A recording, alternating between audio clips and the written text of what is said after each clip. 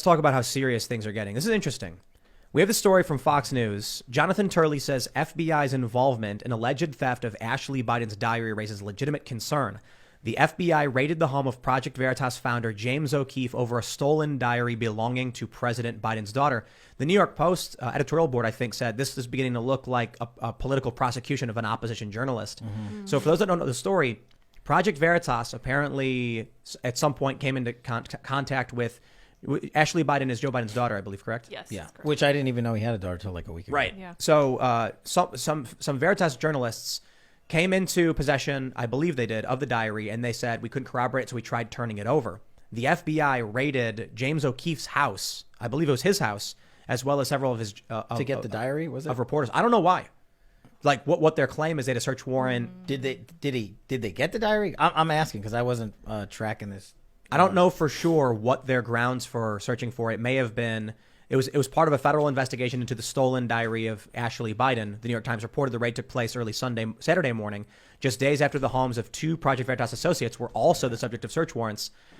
Quote, why would the FBI be coming in on this? Turley asked on America Reports.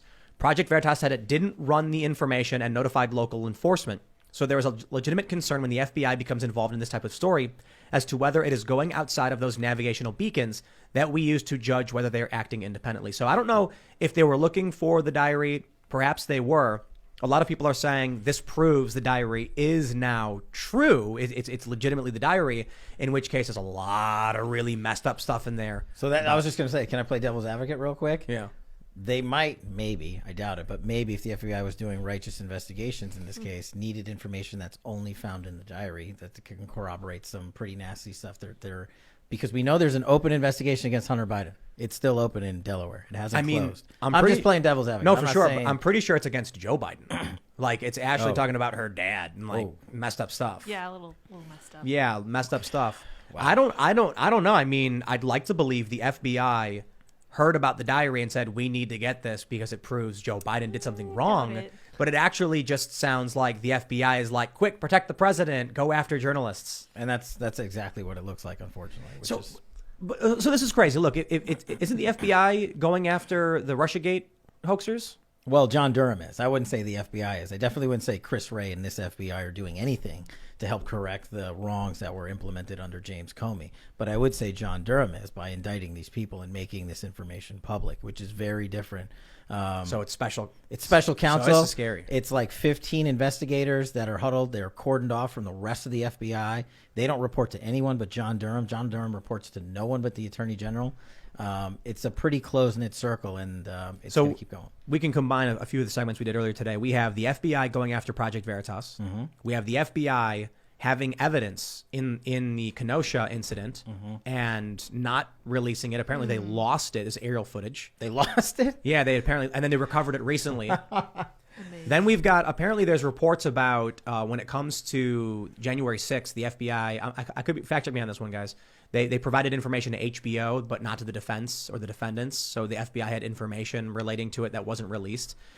It really sounds like the FBI as a whole is like rogue, operating totally politically and targeting anyone who opposes the establishment party, the Democrats for the most part, and their neocon allies. And that's a hard argument to rebut. And I'll only say this, that a lot of the guys I work with are still there.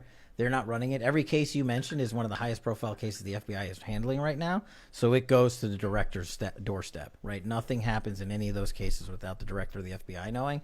And I do still think that at the top of the FBI, there are people that don't want the American public to see what actually happened. They don't want them to see evidence of innocence, like in the Rittenhouse case, or they're talking about the Jan 6 incidences. There's what, like 10,000 hours of footage they haven't turned over to Jan 6 defendants? Are these people just like they're in the cult? They're true believers of the propaganda, or are they the puppet masters pushing the lies? Here's what I say. I say this about Milley and DOD, and we can talk about all that and all, but 99% of the people who sign up to serve the mission. The very few at the top that have been corrupted, like the James Comeys and the Chris Wrays and the Rod Rosensteins and the like, they think the mission exists to serve them.